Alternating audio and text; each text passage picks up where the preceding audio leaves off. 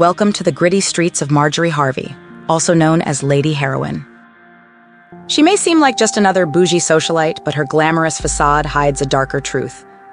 Rumors swirl about her connections to top drug lords and organized crime, but that's only scratching the surface. This ain't no sugar mama situation. Marjorie was more than just a pretty accessory to her man.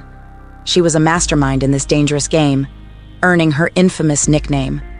But let's not forget about Steve Harvey. Rumblings suggest he was just a pawn in Marjorie's rise to power. See, she didn't just dabble in drugs. She had ties to a whole other world where money and power reigned supreme, and it doesn't stop there. Turns out Lady Heroin was involved in espionage too, using her charm and street smarts to gather secrets from high-profile individuals. Now, you might be wondering why we haven't heard about any of this before. Well, when you have money, power, and fear on your side, people tend to keep their mouths shut. But not us. We ain't afraid to dig deep and expose the dirty dealings of Lady Heroin. So buckle up for this wild ride through the seedy underbelly of Marjorie Harvey's empire. But don't worry, we'll guide you through every twist and turn. And don't forget to hit that subscribe button for more shocking revelations. This ain't no fairy tale. It's a gritty urban crime story, and we're just getting started. Let's dive in. I just had a moment. And that's me and my wife's song too. I met her 86, 87 when the song came out. Then God gave her back to me in 2005. I put her name on the back, man. You understand me. That's mine right there. Yeah, I own you and you own me. I will kill everybody in here about your ass. Please understand that about the way I love you, Marjorie Elaine. You understand me? I kill everybody in here. I swear to God I will. You can ask the Lord about me. I'll kill every... Marjorie. A name whispered in the streets, tied to power and danger. Steve Harvey's third wife, always by his side, but never truly seen or heard. Until now. Her past is shrouded in mystery, a dark tapestry of drug dealing, deceit, and betrayal.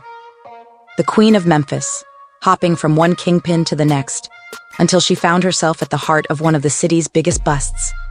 But somehow, she slipped away, leaving behind the ruins of her former lifestyle. Now living a life of luxury, far from the gritty streets she once ruled over, Marjorie has it all. But how did she go from drug lord's consort to securing Steve Harvey's back? Some say she played the game like a pro, others whisper that it was all just luck. But one thing's for sure. When Steve Harvey chose her as his third wife in 2007, he never could have imagined the true story behind Marjorie. Straight from the likes of Tubi, a rag-to-riches tale that may prove even bigger than Steve's own rise to fame. Once again, Marjorie found herself in a dangerous situation. But this time, it was different. This time, she wasn't the one who would take the fall. It had been 16 long years since she said those two words, I do. And over 30 since she first got caught up with her drug-dealing first husband. They called themselves the power couple of Memphis City, him the kingpin, and her his ride or die. Marjorie couldn't resist the allure of money and power, even if it meant living life on the edge. And that's exactly what she did with Jim Townsend, her first husband who ran the streets of Tennessee with an iron fist. But let's not get it twisted. Marjorie wasn't just an innocent bystander in all of this. She was right there beside Jim, participating in his illegal activities and reaping all the rewards. But when Jim got locked up for life after trying to buy enough cocaine to match the size of a middle schooler, Marjorie was left alone to fend for herself and their two kids, Morgan and Jason. Oh yeah, Steve Harvey's not-so-innocent wife has more than just 3 kids, and they're not all by Steve. No, her first 2 are from Jim Townsend. And despite what fans may believe, Marjorie will always be loyal to her man. No amount of fancy cars or big money could make her turn snitch on Jim. Because when you sign up to be queen of the streets, you better be ready for whatever consequences come your way. And Marjorie was willing to ride out whatever came at her, even if it meant facing a life behind bars, alongside her imprisoned husband. The feds were always on Marjorie's tail, convinced she was just as involved in Jim's illegal operations. They even threatened to arrest her if he didn't give up the goods. But Jim wasn't willing to sacrifice his ride-or-die chick, the mother of his kids, for his own freedom. So he kept quiet, determined to keep her out of prison. But after 30 years of loyalty and silence, Jim had enough. He couldn't take it anymore. When Marjorie tried to finesse herself into a rich man's heart and keep their kids away from him, that was the last straw. He was ready to spill all the secrets they had been keeping under wraps. And boy, did they have some juicy ones. First up, Marjorie's second husband and cousin, allegedly, of her first, Darnell Woods. He wasn't just any old drug dealer. The man was a kingpin in Memphis, Tennessee, running with his brothers and other family members in the notorious Memphis mob gang during the height of the crack epidemic. With their slick operations at car washes and nightclubs, their infamous martini room became a hotspot for ballers, athletes, and anyone who wanted to get in on the action. And Marjorie just couldn't resist that fast life of drug money and power. The Memphis mob was on top, raking in cash and living the high life. But their empire came crashing down when they were busted for a laundry list of charges, including drug trafficking. Darnell, one of the mob's leaders, had a good run until he met the same fate as his alleged cousin Jim. But before that, he and Marjorie had a daughter together and even got married. However, Marjorie couldn't resist keeping in touch with Jim behind Darnell's back. After all, he was the father of her kids. But things changed once Steve came back into the picture. Marjorie divorced Darnell and Steve saw his chance to win her over. Despite already being married to another woman, Steve was determined to make Marjorie his. He had made it big with his own TV show and felt like he could finally take care of someone like Marjorie. Marriage didn't stop him from pursuing the love of his life. And while Steve may give out relationship advice on his talk show, he wasn't following it in his own life. But this isn't just some daytime drama. It's an urban crime story filled with betrayal, greed, and power. And Steve's pursuit of Marjorie may just come at a price, both for him and those around him. Don't let your wife stand in the way of true love, fellas. Just ask Steve Harvey.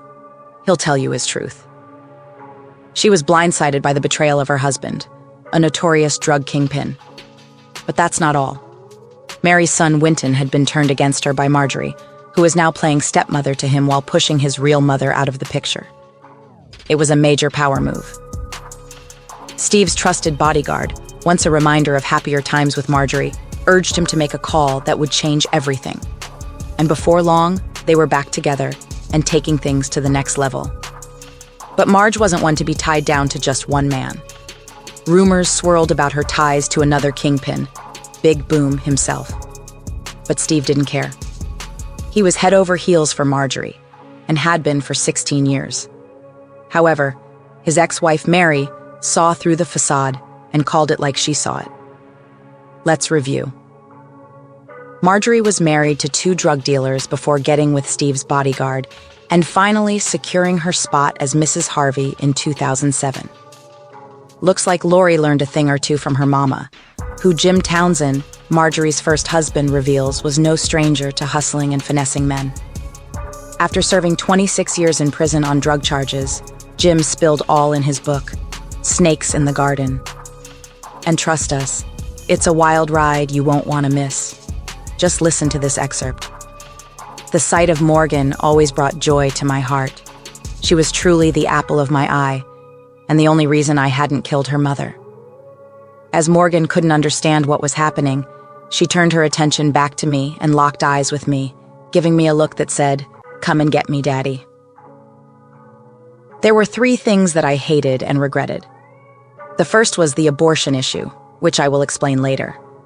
The second was the fact that I allowed Marjorie to convince me to lie to Morgan for 4 years, telling her that I was in Lewisburg working a job while I was in prison.